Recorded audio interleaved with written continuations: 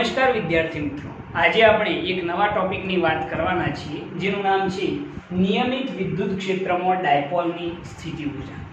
આપણે હવે ડાયપોલની સ્થિતિ ઊર્જાની વાત કરવાના છીએ અને એ પણ કયો આગળ તો નિયમિત વિદ્યુત ક્ષેત્રની અંદર। તો આપણે એક નિયમિત સમાન વિદ્યુત ક્ષેત્ર વિચારીએ તો સપોઝ આપણે આ રીતની કન્ડિશન વિચારી લઈએ કે એક સમાન વિદ્યુત ક્ષેત્ર કંઈક આ રીતનું છે। આ રીતે એક સમાન વિદ્યુત ક્ષેત્ર આપણે વિચારી શકીએ છીએ, બરોબર છે। ઓકે, આપણને ખ્યાલ છે કે વિદ્યુત ક્ષેત્ર જે છે એ ધનથી કઈ તરફ હોય છે તો ઋણ તરફ હોય છે। વિદ્યુત ક્ષેત્ર કઈ તરફ હોય તો ધનથી ઋણ તરફની દિશામાં હોય છે। ઓકે, હવે આ સમાન વિદ્યુત ક્ષેત્રની અંદર આપણે એક ડાયપોલ મૂકવાનું છે, તો આપણે એક ડાયપોલ મૂકી દઈએ કંઈક આ રીતે, બરોબર છે।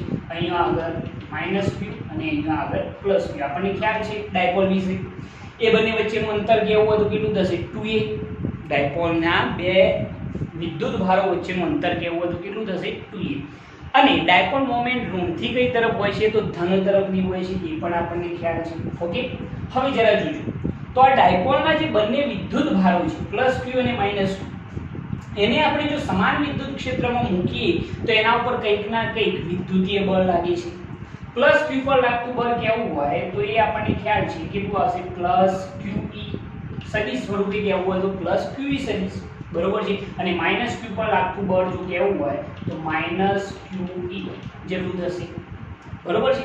+q પર લાગતું કેટલું +qe અને -q પર લાગતું કેટલું થશે -q, બરોબર। હવે જોજો ડાયપોલ પર લાગતું કુલ બળ જો કેવું હોય F નેટ તો એ કેટલું થઈ જશે તો +qe વત્તા શું આવશે -qe એટલે અહીંયા -qe, તો પરિણામી બળ કેટલું થઈ જાય F નેટ બરાબર કેટલું થઈ જશે 0 થઈ જશે, બરોબર છે। બંને વિદ્યુત ભારો પર લાગતું પરિણામી બળ કેટલું થઈ ગયું 0, કારણ કે આ +qe આ -qe એટલે પરિણામી બળ કેટલું થઈ ગયું 0। ઓકે, હવે જો પરિણામી બળ 0 હોય તો કન્ડિશન શું રહેશે આ આપણને ખ્યાલ છે, બરોબર છે। સમાન વિદ્યુત ક્ષેત્રમાં ડાયપોલની વર્તણૂક આપણે જોઈ ચૂકેલા છીએ, એના એ મેથડ છે। પરિણામી બળ જો 0 હોય તો F નેટ બરાબર 0 હોવાથી ડાયપોલ રેખીય સંતુલનમાં હોય છે, રેખીય સંતુલનમાં હોય છે। મેં શું લખેલું છે કે અહીંયા આગળ લાગતું જે પરિણામી બળ છે એ પરિણામી બળ કેટલું થઈ જાય છે 0। જો પરિણામી બળ 0 હોય તો ડાયપોલ રેખીય કેવો થઈ જશે સંતુલન સ્થિતિમાં, મતલબ કે સમજી લો કે આ એક ડાયપોલ છે સપોઝ, તો એને આપણે આ રીતે કદાચ ગોઠવેલો છે સમાન વિદ્યુત ક્ષેત્રમાં, તો જો પરિણામી બળ 0 હોય આ +qe આ -qe જો પરિણામી બળ 0 હોય તો ડાયપોલ રેખીય કેવો થઈ જાય સંતુલન સ્થિતિમાં। રેખીય સંતુલન સ્થિતિનો મતલબ શું છે કે આ ડાયપોલ આ રીતે આ જગ્યાએથી ખસીને આમ જશે નહીં અથવા તો આમ પણ જશે નહીં, એટલે કે રેખીય કેવો થઈ જાય સંતુલન સ્થિતિમાં, બરોબર છે। પરંતુ અહીં બળો જે +qe અને -qe છે એ બળો એક રેખસ્થ ન હોવાથી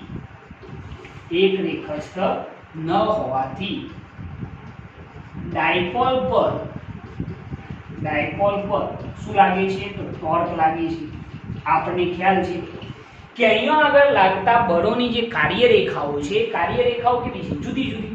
તમે ધ્યાનથી જુઓ કે આ +qe આ દિશામાં છે -qe આ દિશામાં છે, તો બળોની કાર્યરેખાઓ કેવી છે જુદી જુદી, જેથી એના ઉપર શું લાગે છે તો ટોર્ક લાગે છે, બરોબર છે। અને ટોર્કને લીધે એ કેવી ગતિ કરે છે ચાક ગતિ કરે છે, ખ્યાલ છે ને આ વસ્તુ તો ટોર્કને લીધે ડાયપોલ ચાક ગતિ કરે છે, બરોબર છે। એ વાત ફરીથી સમજજો કે ડાયપોલ પર લાગતું પરિણામી બળ 0 હોવાથી ડાયપોલ કેવો છે રેખીય સંતુલનમાં, પરંતુ બળોની જે કાર્યરેખાઓ છે એ એક રેખસ્થ ન હોવાથી ડાયપોલ પર શું લાગે છે ટોર્ક લાગે છે, જેના લીધે કેવી ગતિ કરશે ચાક ગતિ કરશે, આમ ફરવાનો પ્રયત્ન કરશે એના એ જગ્યાએ, બરોબર છે। એટલે કે ડાયપોલ પર ટોર્કને લીધે ડાયપોલ કેવી ગતિ કરવાનો પ્રયત્ન કરે છે તો ચાર્જ ગતિ કરવાનો પ્રયત્ન કરે છે. જો ડાયપોલ પર લાગતું ટોર્ક કેવું હોય તો ટોર્ક ટો સદિશ બરાબર P સદિશ ક્રોસ શું આવશે E સદિશ. આપણને ખ્યાલ જ છે, આપણે ભણી ચૂકેલા છીએ. ઓકે, તો ટોર્ક ટો બરાબર PE sin થીટા.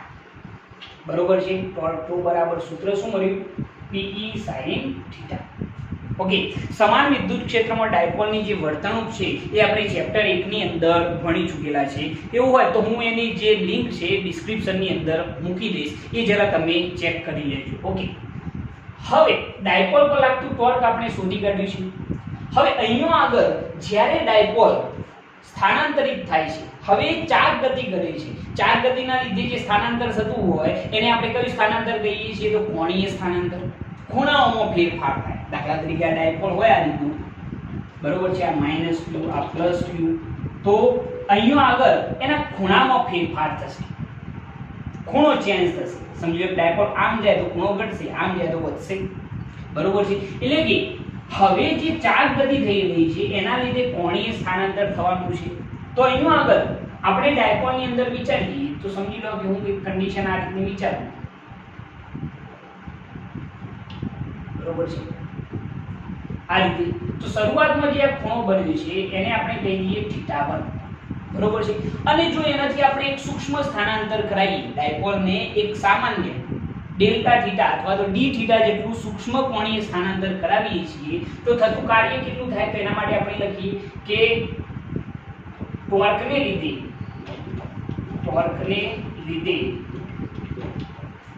ડાયપોલ પર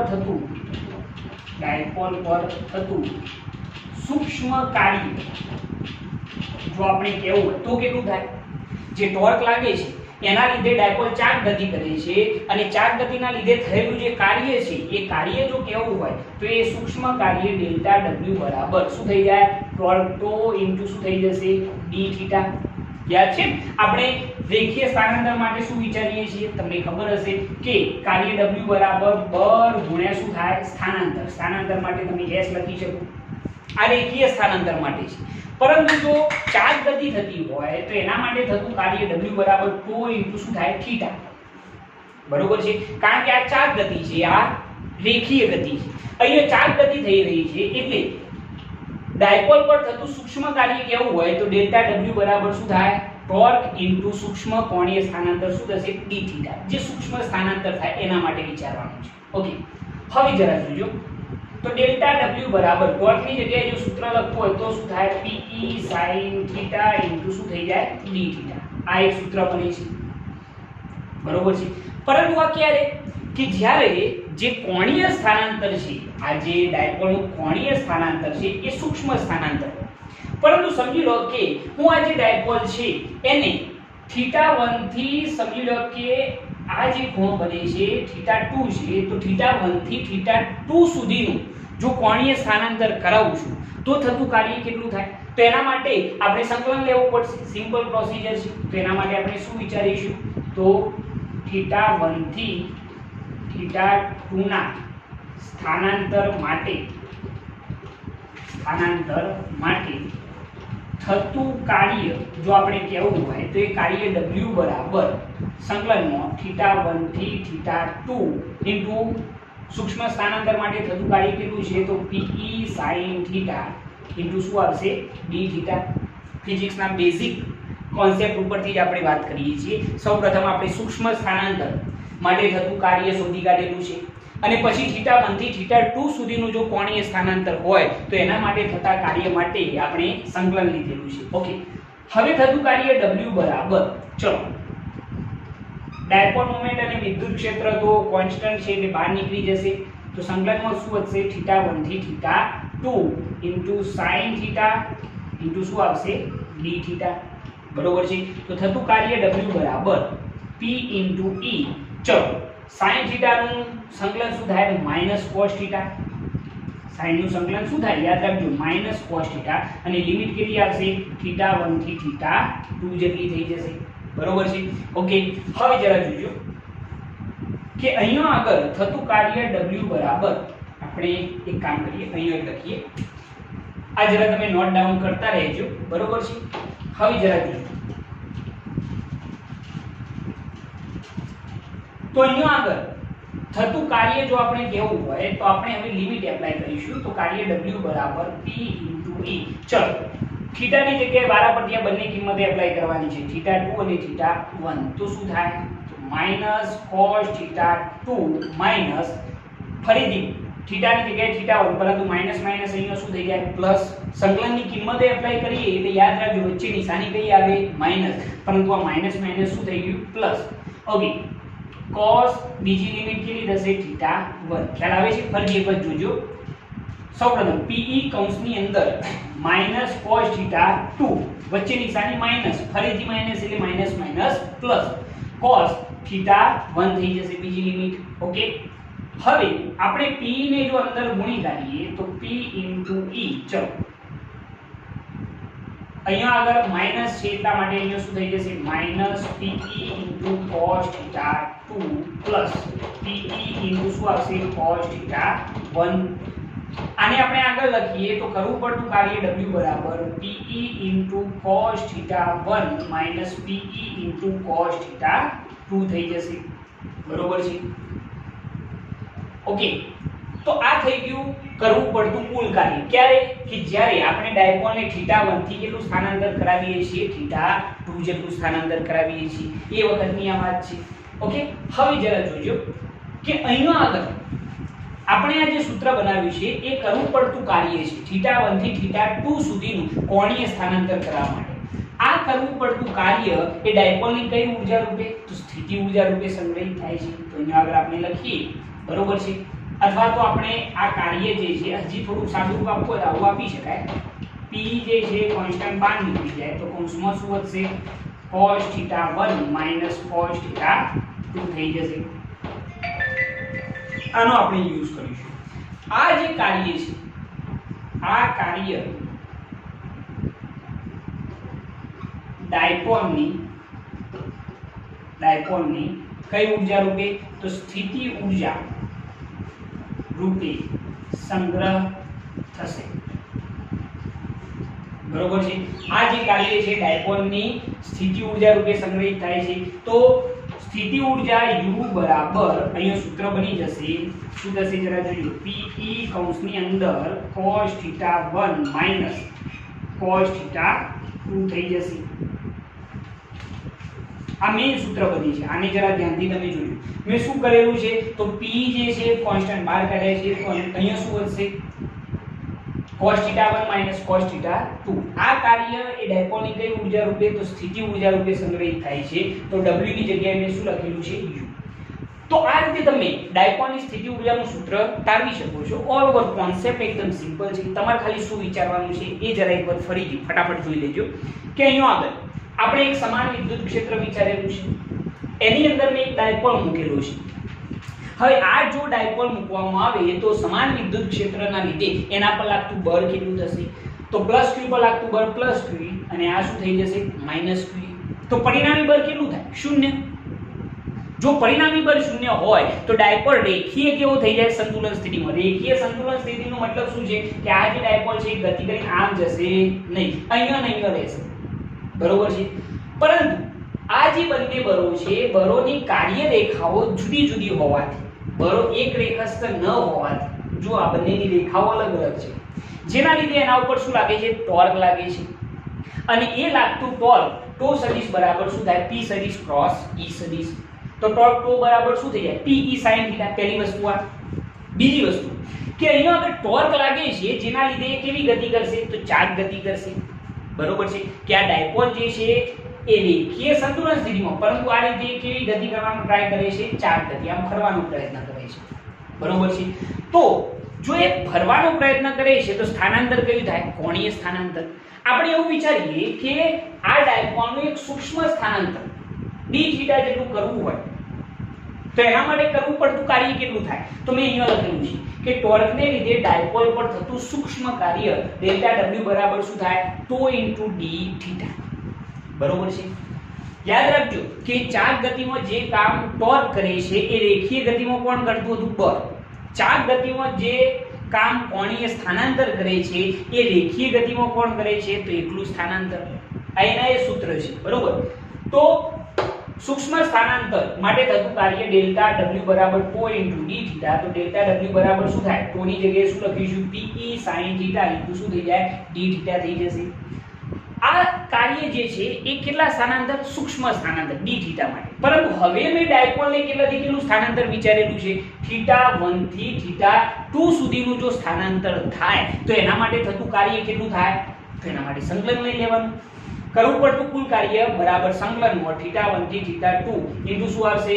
pe sin થીટા ઇન્ટુ શું થાય? d theta. p કોન્સ્ટન્ટ પદો છે. ડાયપોલ મોમેન્ટ અને વિદ્યુત ક્ષેત્ર બહાર નીકળી ગયા તો સંકલનમાં શું આવશે? થીટા 1 થી theta 2 into sin theta into શું થઈ જાય? d theta. sin થીટા નું સંકલન શું થાય? તો માઈનસ cos થીટા. લિમિટ કેટલી આવશે? થીટા 1 થી થીટા 2. ઓકે. હવે મેં લિમિટ અહીંયા એપ્લાય કરેલી છે. તો ખાલી થીટા ની જગ્યાએ વારા પરથી થીટા 2 અને થીટા 1 એપ્લાય કરવાના છે.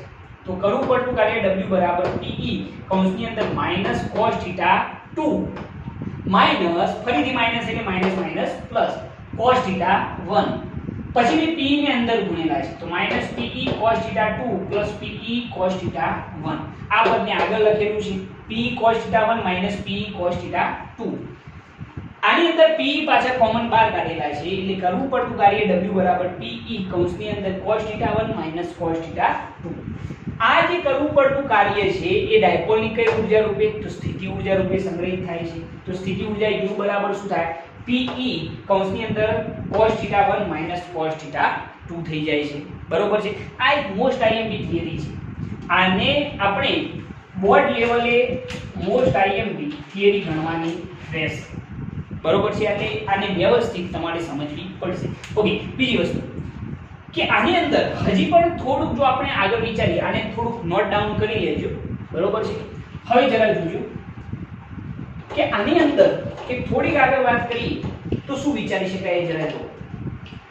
આપણે સ્થિતિ ઊર્જાનું સૂત્ર તારવેલું છે. આ સૂત્ર તમારે ડાયરેક્ટ યાદ રાખવાનું છે. દાખલાઓની અંદર આ તમારા કામમાં આવશે કે ડાયપોલની સ્થિતિ ઊર્જા u બરાબર pe કૌંસની અંદર cos થીટા 1 માઈનસ શું થાય? cos theta 2.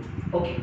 હવે જરા જોજો કે અહીંયા આગળ સપોઝ હું એવું વિચારું જો થીટા 1 બરાબર સપોઝ આપણે એવું વિચારીએ કે 90 ડિગ્રી હોય. બરોબર છે. અને થીટા 2 બરાબર આપણે એને થીટા કોણે લઈ જતા હોય. મતલબ શું છે કે આપણે ડાયપોલ જે છે એ શરૂઆતમાં 90 ડિગ્રી એંગલે હોય છે અને આપણે એને કોઈ પણ બીજા થીટા કોણે લઈ છીએ તો એ વખતની સ્થિતિમાં ડાયપોલની સ્થિતિ ઊર્જાનું સૂત્ર શું થાય? તો ડાયપોલની સ્થિતિ ઊર્જા u બરાબર p * e કૌંસની અંદર cos થીટા 1 બરાબર કેટલા? 90 degree minus cos theta 2 theta 2 ની જગ્યાએ શું લખીશું? થીટા.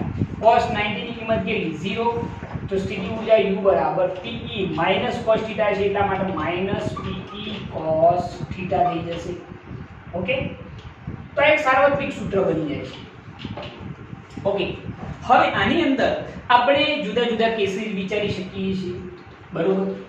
સપોઝ આપણે જુદા જુદા કેસ વિચારીએ તો એની અંદર પહેલો કેસ એવો વિચારી શકાય કે ધારો કે થીટા બરાબર 0 ડિગ્રી હોય. થીટા બરાબર 0 ડિગ્રી હોય એનો મતલબ શું છે? એટલે કે ડાયપોલ મોમેન્ટ p સદિશ સમાંતર શું હોય? e સદિશ હોય. એટલે કે ડાયપોલ મોમેન્ટ અને વિદ્યુત ક્ષેત્ર બંને કેવા હોય? એક જ દિશામાં હોય. બરોબર છે. સમજી લો કે આપણે આ ડાયપોલને આમ ગોઠવી દઈએ.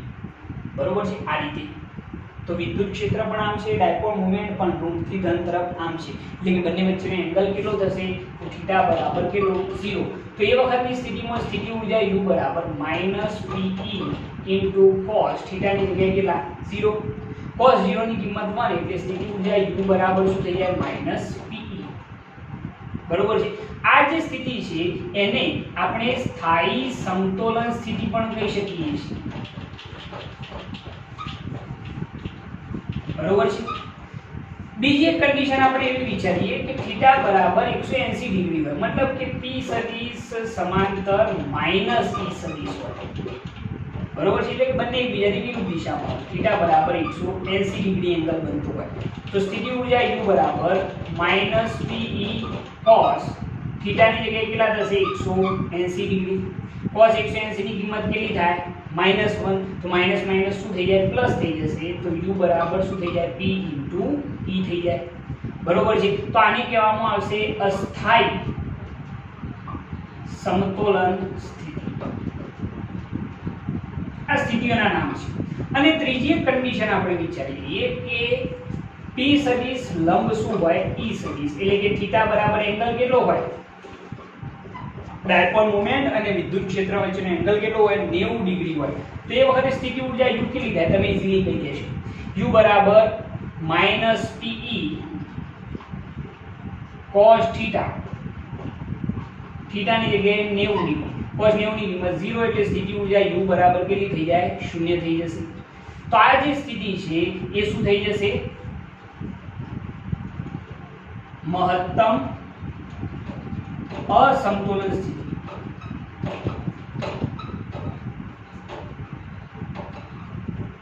બરોબર છે તો આ રીતે આપણે આખી કન્ડિશનને સમજી શકીએ છીએ તમારે આ જે આખી થિયરી છે એ વ્યવસ્થિત રીતે સમજવાની છે બોર્ડ લેવલે આ થિયરી ખૂબ જ ઇમ્પોર્ટન્ટ છે એટલે આને વ્યવસ્થિત તમારે એકવાર નોટ ડાઉન કરવાની છે સાથે સાથે સમજવાની પણ છે અને જાતે લખવાનો ટ્રાય કરવાનો રહેશે બરોબર છે દાખલાઓની અંદર તમારે આ જે સૂત્ર છે એ ખૂબ જ કામમાં આવશે એટલે આને તમારે મોઢે યાદ રાખવું પડશે ઓકે તો સુધી આપણે નેક્સ્ટ વિડિયો આવતીકાલે લઈને આવીશું ત્યાં સુધી તમે આ વિડિયો જોતા રહો ત્યાં સુધી જય ભારત જય હિન્દ